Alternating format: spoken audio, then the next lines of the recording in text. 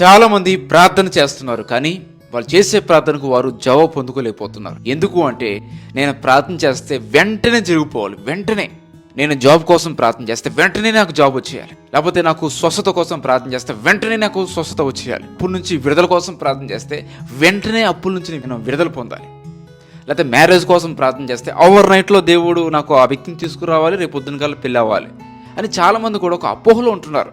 ఏంటంటే వెంటనే జరిగిపోవాలి, అదే ఇన్స్టెంట్ కాఫీ ఇన్స్టెంట్ టీ ఉంటుంది చూసారా, వెంటనే అంటే ఇన్స్టెంట్గా కాఫీ అయిపోతుంది. అట్లానే ఇన్స్టెంట్గా అప్పటికప్పుడు అయిపోవాలి. మనిషికి ఓపిక లేదు, సహనం లేదు, పేషెన్స్ కావాలంటే. ఈరోజు నువ్వు చేసే ప్రార్థనకు జవాబు పొందుకోవాలంటే యు నీడ్ పేషెన్స్. యెహోవా కొరకు ఎదురు చూడుడి అని వాక్యం సెలవిస్తుంది. అవునండి, మనం చేసే ప్రతి ప్రార్థన కూడా జవాబు వస్తుంది, కానీ ఓపిక ఉండాలి, పేషెన్స్ ఉండాలి. వెంటనే ఏది జరగదు. నువ్వు ఏదైతే ప్రార్థన చేస్తున్నావో ఆ ప్రార్థనకు జవాబు పొందుకునేంత వరకు ప్రార్థన చేయి.